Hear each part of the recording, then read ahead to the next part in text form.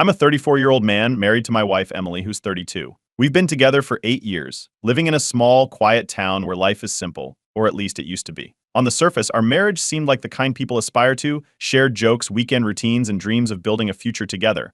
But anyone who's ever been in a long-term relationship knows that what happens behind closed doors is rarely what it looks like to the outside world. Emily's family has always been a looming presence in our lives. Her parents, Richard and Susan, are the kind of people you'd find in those magazine profiles about old money. They own a sprawling estate on the edge of town, throw extravagant parties, and have opinions on everything, especially on who deserves to be part of their family. Spoiler alert, I was never on that list. From the beginning, Richard made it clear that I wasn't the kind of man he wanted for his daughter. I grew up middle class, worked my way through college, and now run a small business. It's nothing flashy, but it's honest work. To Richard, though, I was a man with no ambition. He didn't say it outright, of course people like him don't need to. It was in the way he'd talk over me at dinners, or make those offhand comments about family standards. Susan, on the other hand, was more direct. She'd smile sweetly while slipping in digs about my background, calling it quaint or humble. Still, I thought we could make it work. Emily assured me their opinions didn't matter, that she loved me for who I was. And for years, I believed her. But looking back, there were cracks in the foundation from the start. The promise of a massive inheritance has always been the unspoken undercurrent in our marriage. Emily's parents control a family trust worth millions, and while they never dangled it directly over her, it was understood, stay in line, and your future is secure. Step out of line, and you risk losing everything. Emily would brush it off when I brought it up, saying her parents were just old-fashioned, but I could see the weight of their expectations wearing on her, even if she tried to hide it. Things started shifting about 6 months ago. Emily began spending more and more time at her parents' house. At first, it seemed innocent, helping with estate matters, planning events, but it quickly became a pattern. She'd leave early on weekends, stay late after work, and come home distant, distracted. I'd ask her what was going on, and she'd wave it off as family stuff. I wanted to believe her, but something didn't feel right. The first real red flag was our anniversary. We'd planned a special dinner, the kind we hadn't had in years, just the two of us. I was excited. I even left work early to make sure everything was perfect. But an hour before we were supposed to leave, Emily called to cancel. She said there was a family emergency and promised to explain later. She never did. That night, I ate alone, staring at the untouched table for two. Then came the invitation to the so-called family meeting. Richard and Susan invited both of us over for what they described as an important discussion. Emily seemed nervous, but I figured it was just another lecture about family values, or maybe some estate-related news. I wasn't prepared for what happened next. Richard didn't waste any time. As soon as we sat down, he laid it out. Emily had a choice to make. She could divorce me and remain in the family's good graces, or stay with me and be cut off entirely. No inheritance, no trust fund, nothing. Just like that, Emily looked like she'd been hit by a truck. She tried to argue, saying it wasn't fair to put her in that position, but Richard wasn't budging. Susan chimed in, accusing me of dragging Emily down and saying I'd stolen her from them. It was surreal, like watching a bad soap opera play out in real life. I couldn't stay quiet. I told Richard exactly what I thought of his ultimatum, which only made things worse. Emily begged me to stop, saying I was making it harder for her. Harder for her? I was the one being painted as the villain in my own marriage. By the time we left, the air was so thick with tension it was hard to breathe. Emily said she needed time to think, which felt like a punch to the gut. I drove home alone that night, replaying everything in my head, trying to figure out how we'd gotten here. Emily stayed at her parents' house, and for the first time in 8 years, I went to bed wondering if our marriage had an expiration date. The next morning, the house felt emptier than it ever had. It wasn't just her absence, it was the silence, the unanswered questions, and the sinking feeling that the life we'd built together was unraveling. I had no idea what Emily's decision would be, but one thing was clear, nothing would ever be the same. Update 1. The morning after that disastrous family meeting, my phone rang early. It was Emily. Her voice was calm, but her words hit hard. She needed space to think, and wouldn't be coming home right away. She didn't offer much more, and the line went dead before I could ask anything. I sat there, staring at the screen, wondering how a marriage that had lasted 8 years could feel so fragile overnight. The next few days dragged on, each one feeling like a year. The house was quiet, almost eerie, and every time my phone buzzed, I hoped it was Emily with some clarity. But instead, on the second day, there was a knock at the door. I opened it to find Emily's brother, David, standing on the porch. David and I had never been close. He was always polite, but it was clear he aligned with his parents. Still, seeing him there was unexpected. He didn't waste time with pleasantries, walking straight into the living room. He started explaining how complicated things were for their family, how Richard's health was declining, and how that made everything more urgent. It was like listening to a politician, vague, rehearsed, and carefully worded. Then David dropped the first bombshell. Richard wasn't bluffing about the ultimatum. He had already instructed the family lawyer to revise his will, ensuring Emily would be completely cut off if she stayed with me. According to David, the inheritance wasn't just about money, it was about legacy. Richard didn't want it contaminated by outsiders. I sat there, stunned, as David continued, justifying their family's stance as if it made any of this less insane.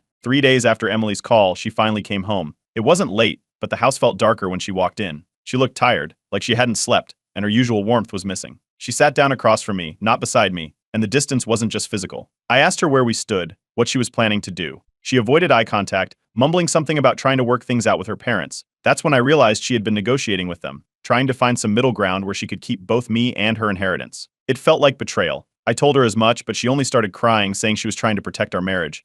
It didn't feel like protection. It felt like compromise and not the kind marriages are built on. The next morning, I woke up to my phone buzzing nonstop. At first, I thought it might be Emily, but it wasn't.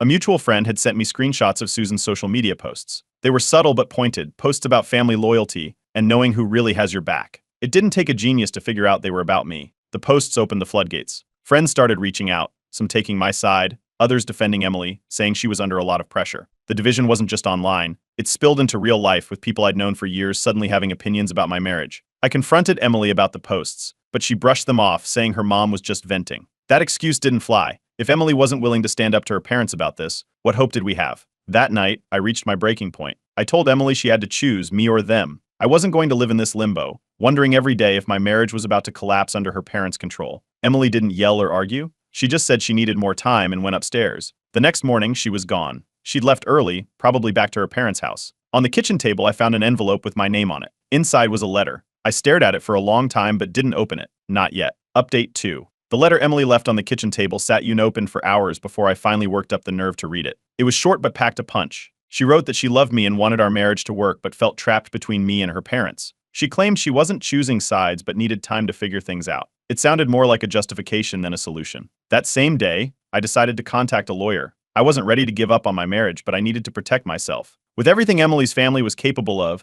I had to be prepared for the worst. During our meeting, the lawyer asked if I'd noticed any unusual financial activity. I hadn't, but the question stuck with me. A week later, the lawyer called back with unsettling news. Emily had opened a bank account in her name, a separate one I didn't know about. I didn't jump to conclusions, but it wasn't a good look, especially considering everything else that was happening. When I brought it up with Emily during one of her rare visits home, she didn't deny it. She said it was for financial independence, which sounded more like something her parents would say than something she'd come up with on her own. Then, the first letter arrived. It was from Richard's lawyer, delivered to my workplace in a crisp white envelope. Inside, there was a demand I was to agree to a formal separation or face potential legal action. The wording was vague, but the message was clear. Richard wasn't going to stop until I was out of the picture. As if that wasn't enough, I heard from a friend that Richard and Susan had hosted a massive party at their estate. Everyone who was anyone in their social circle was there, except for me. My friend, who had been invited as a plus one, overheard Susan making a pointed comment about getting rid of gold diggers. She didn't mention me by name, but the implication was obvious. Word spread quickly, and it wasn't long before my absence became a topic of small-town gossip.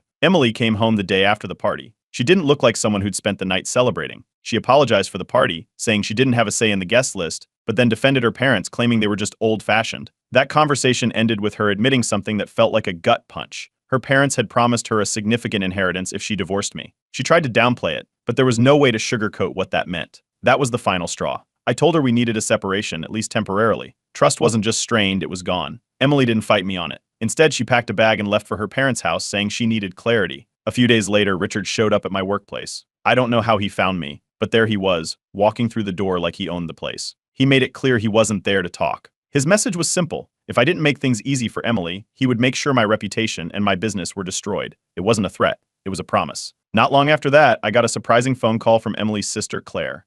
Claire had always been the quieter one in the family, keeping her distance from their drama. She said she wanted to help and had something I needed to see. We met at a coffee shop on the edge of town, where she handed me a folder filled with printed emails. They were between Richard and Susan, discussing how to coerce Emily into leaving me. One email even mentioned setting up the secret bank account for her. Armed with this information, I confronted Emily. She denied knowing about the emails, insisting her parents must have acted on their own. But by this point, I wasn't sure what to believe. The evidence was damning, and even if she hadn't written the emails, her actions had aligned too neatly with their plans. Before leaving again, Emily told me she needed more time to think. She packed more of her things and moved back to her parents' house, saying she was doing it for clarity. The house felt even emptier after that, and for the first time, I started to wonder if she'd ever come back. Claire, however, kept in touch. She hinted there was more to Richard's schemes than I knew, but she needed time to gather the evidence. That conversation ended with her cryptic warning, "This isn't just about money." It never was. The chapter ended with Emily gone, Claire digging deeper, and Richard's threats hanging over my head. At this point, the marriage wasn't just strained, it was hanging by a thread.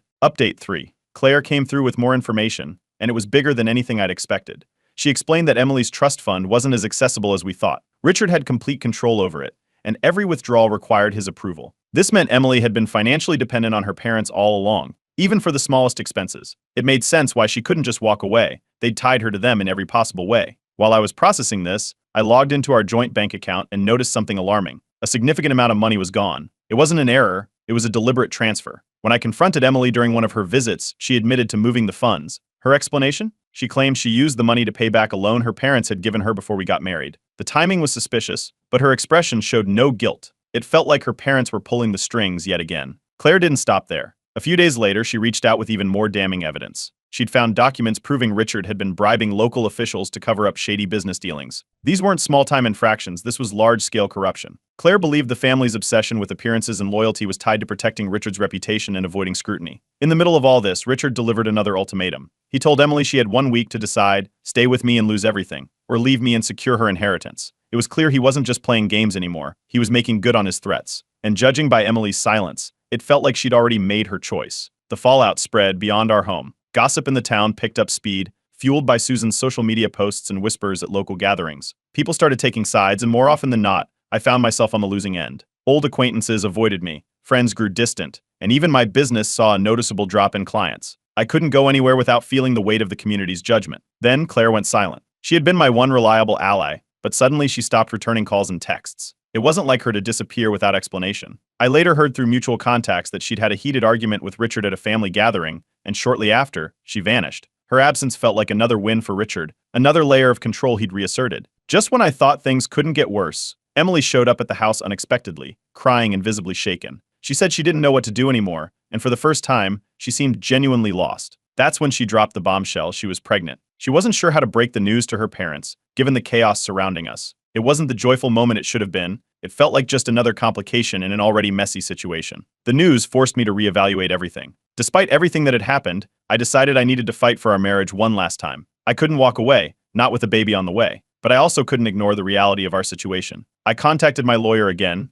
and we began drafting plans for divorce, just in case things didn't improve. Protecting myself and now the future of my child became a priority. Out of nowhere, an estranged member of Richard's extended family reached out. They'd heard about the turmoil and offered to help. They had dirt on Richard that could make the trust fund drama seem like small potatoes.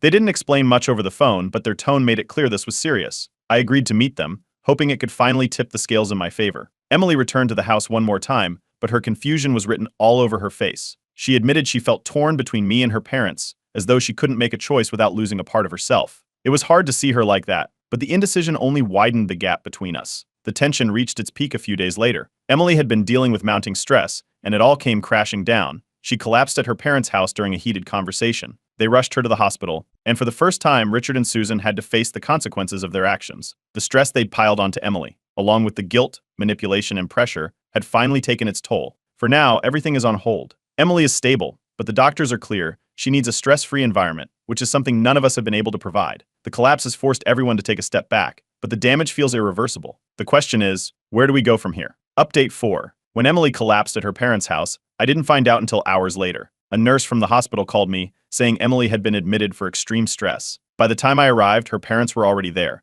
Richard met me at the entrance to her room, arms crossed, and didn't even try to hide his contempt. He told me I couldn't go in, claiming it was family only. I didn't want to cause a scene outside Emily's hospital room, so I waited in the hallway. After what felt like forever, a doctor walked by and glanced at me. She must have noticed the tension because she quietly asked who I was. I explained I was Emily's husband, and she gave me a sympathetic look before telling me to wait in the family lounge. A few minutes later, she pulled me aside and mentioned that Emily had been asking for me. It was the first glimmer of hope I'd had in weeks. When I finally stepped into Emily's room, the air was heavy with unspoken tension. Susan was sitting by her bedside and Richard was pacing. Emily looked pale and exhausted but managed a weak smile when she saw me. The reunion didn't last long, though. Susan's frustration boiled over, and during an argument, she let slip that Richard had been pressuring Emily to annul our marriage. That wasn't a surprise, but hearing it confirmed in front of everyone was a new level of cruel. I turned to Emily and made it clear she needed to decide who was going to support her through the pregnancy, me or her parents. Richard cut me off before she could answer, threatening to press harassment charges if I didn't back off. I didn't respond. At that moment, I wasn't sure which part was worse, the legal threats or the fact that Emily hadn't said a word in my defense. Later that evening, when the chaos calmed down, Claire returned out of nowhere. She had another stack of documents and a determined look. We found a quiet corner in the hospital to talk, and what she showed me was staggering. Richard had been siphoning money from Emily's trust fund for years, disguising it as family expenses. Claire believed this was the leverage he used to keep Emily dependent on him. Armed with this new evidence, I asked Claire if Emily would confront her father with it. Claire wasn't optimistic but agreed to help. Emily did confront Richard. I wasn't there, but Claire filled me in later. According to her, Richard dismissed the accusations and spun the situation, claiming everything he'd done was for the family's benefit. Emily didn't push back. She returned to her hospital bed, looking more defeated than I'd ever seen her. That night I decided enough was enough. I sat down with Emily and laid out everything, her parents' manipulation, the missing money, and the toll this was taking on our marriage. I told her she needed to make a choice, not just for me but for her own future. Emily broke down, saying she felt like a puppet, unable to break free from the strings her parents had tied to every part of her life.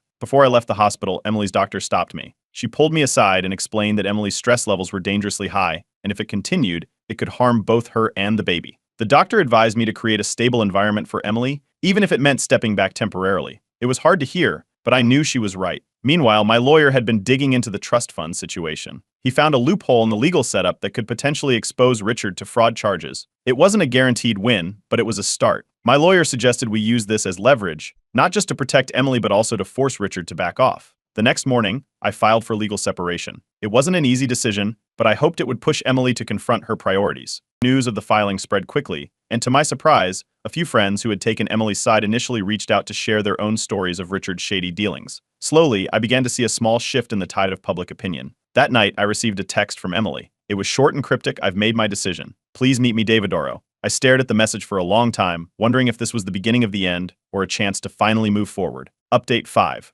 Emily asked to meet at the park where we had our first date. It was the kind of place that used to hold happy memories for us, quiet, with a bench under a tall oak tree. I got there first and waited, wondering what decision she had come to. When she arrived, she looked different, calmer, but with a kind of finality in her eyes. She told me she had made her choice. She was going to side with her parents. She explained that she felt indebted to them for everything they had given her, her education, her lifestyle, the opportunities that shaped her life. She said she didn't see a way to break free from their control without losing everything she had ever known. It wasn't angry or dramatic. She spoke plainly, almost like she was reading from a script. Then, she slipped off her wedding ring and placed it in my hand. She said she hoped I'd find someone who didn't come with so much baggage. I didn't argue. There was nothing left to say. But as Emily turned to leave, Claire appeared out of nowhere, stepping in front of her. Claire begged Emily to reconsider, saying Richard's empire was on the verge of collapse. Claire had found even more evidence, accounts that were frozen, business deals that had fallen apart, and whispers of an impending investigation. Emily froze but didn't turn back. That meeting was the breaking point for me. I realized I couldn't fight both Emily and her parents anymore. The love I once had for her felt buried under layers of manipulation and mistrust.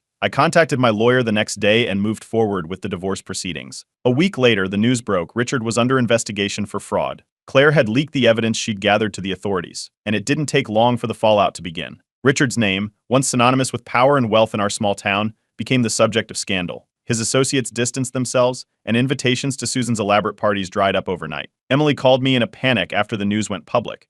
She wanted to know what to do, how to handle the situation, and if I could help. I told her I couldn't get involved anymore. I had spent years fighting to protect her, only for her to choose her parents every time. Now, they were her problem, not mine. Around the same time, I heard from Richard's estranged family member again. They offered to help me start fresh, sharing connections and advice on rebuilding my life after the divorce. Their help, combined with the support of Claire and a few mutual friends, gave me a sense of stability I hadn't felt in years. Emily's pregnancy became public knowledge not long after. The news added fuel to the fire, drawing more attention to her family's troubles. People in town speculated endlessly about the baby, Richard's downfall, and the state of Emily's marriage, or what was left of it. It was messy, but for once I was on the outside looking in. By the time the divorce was finalized, I felt ready to move on. I packed up my things, sold the house, and moved to a new city. I found a new job, one that didn't come with the shadow of my past hanging over me. Slowly but surely, I started rebuilding. Months later, Emily reached out again. This time, she didn't call in a panic or ask for help. She simply said she wished she'd chosen differently. I listened, but I didn't dwell on her words. Too much had happened,